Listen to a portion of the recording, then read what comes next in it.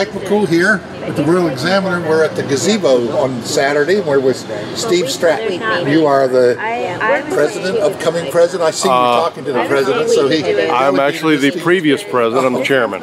Oh, so you're the chairman. All right. Yes. Well, tell us a little bit about this event. This is the Bricklin Car Show. We've traveled around the country, pick an Eastern and a Western meet once a year. Okay. And this is our selection for this year. I'm actually a local. I live in Berryville, used to live in Linden. And we picked Front Royal, nice hotel, good community, and wanted to do a local show here. So we've been working on it for a couple of years, and we got them here. We have 18 cars. The Bricklins were built between 1974 and late 75 in St. John, New Brunswick, Canada. Right. Only sold in the U.S. The vast majority of them were either sold in the California area or in Northeast. What kind of price did they sell for back then? The original price was between $7,000 and $10,000. And that was good for a sports car? That was a little high for a sports car, but a bit high for any car, actually. It was comparable to what you would buy a little lower, but comparable to what you buy a Ferrari or Lamborghini at the time. Yeah, I can remember in 1972 I bought a, I won't say loud, Gremlin. And I think I paid $1,800 for it, brand new, so yeah, I can. It's interesting you mention that because the Bricklins, aside from the bodies and the interior, the drivetrain was sourced from the big three in AMC. Yeah. So the 74s had AMC components from the Hornet and the Javelin. Oh, there you go.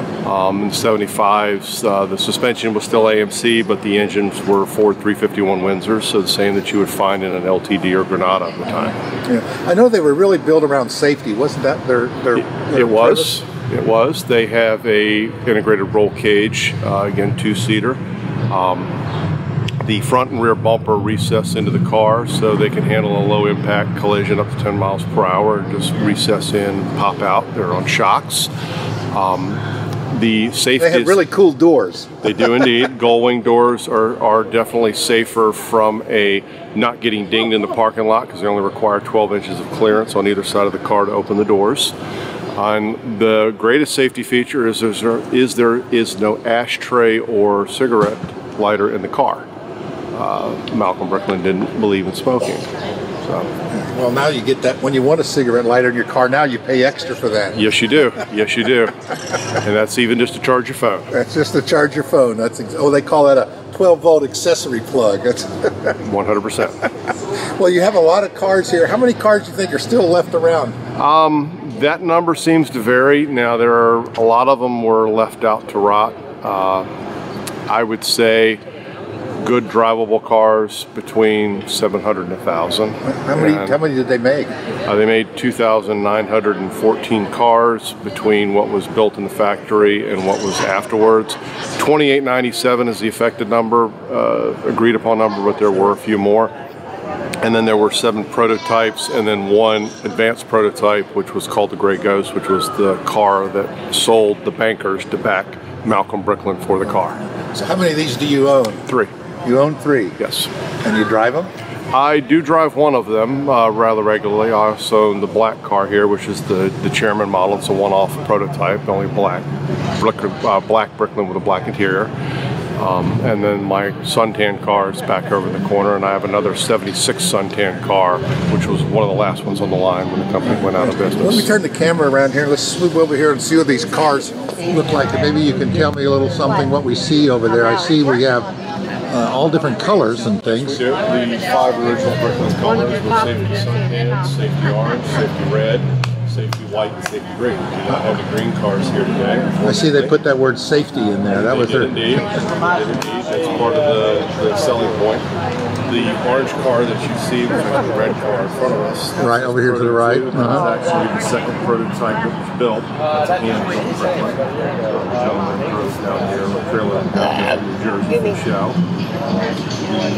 The longest distance, I believe, driven as a gentleman in the red car over in front of the caboose, and he drove from St. Louis, Missouri. Wow, that's a pretty good. It is, and the Bricklin.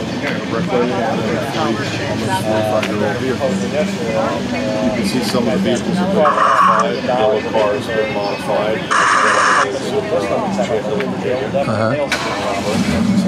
And then the red car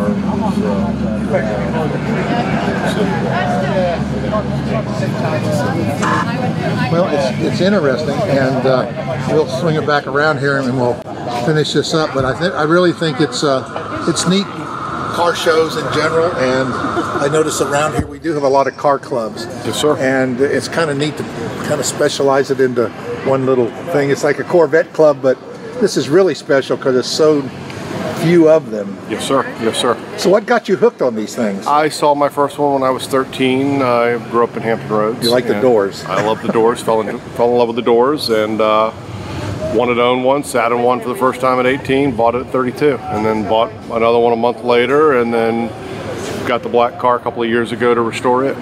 So you restored this from. You think you?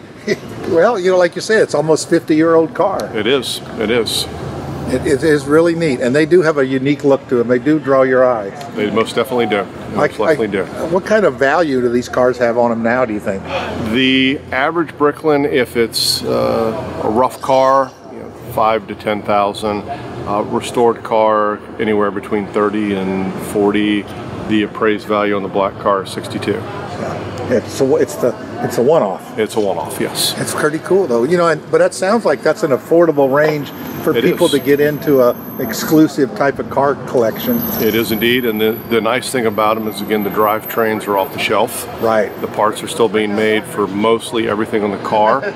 The body panels can be produced. We've got a couple of vendors that specialize exclusively in Bricklin, one out in California. The gentleman in Missouri does Bricklin stuff, and then the gentleman in Michigan.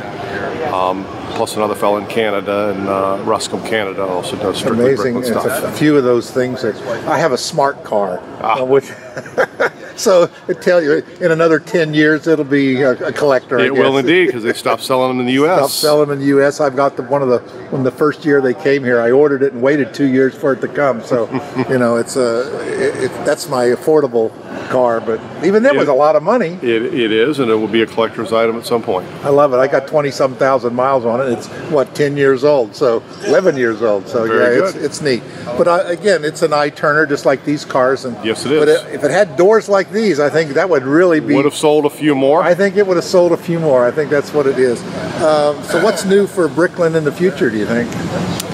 Continue along? Just keep the car alive as best we can. Get younger members and younger folks interested in the car. That's why we do shows like this. Try to do them in communities where people can actually see the cars. You'd be shocked at the number of people that will either say I've never seen one, or they'll confuse it with a DeLorean because of the gull-wing doors. Right. There were 3 primary vehicles produced with gull-wing doors: the Mercedes-Benz 300 SL back in the 50s, the Bricklin in the 70s, and the DeLorean in the 80s. Then Mercedes came back again with the SLG and the Otts. So they're out there. Well, and I've seen a lot of modifications. They're doing the swing-up doors and take a regular door and make it kind of look like a gull.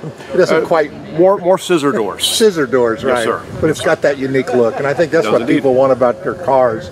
When you look at car shows and car collectors, they just want something just a little different. I think just a little different. I concur. And you sure it's not one of the, hey, look at me, No, and they're fun to drive. They are fun to drive. Yeah. I actually, the one that's back over in the back, when I first moved out to Linden, I actually commuted to DC in that car. Right. I think I've seen that around because I remember seeing some Bricklins, a Bricklin in the area, and I thought, well, you don't see many of these. No, that would have probably been me.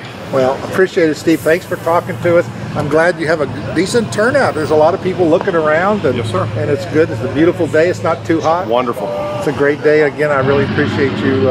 We did put a little promotion on your event on the Royal Examiner this week, and we hope that helped. We've seen a fair number of locals. We greatly appreciate it. Yeah, it's great. Again, thanks a lot, and keep up the good work. Appreciate it, sir. Thank you.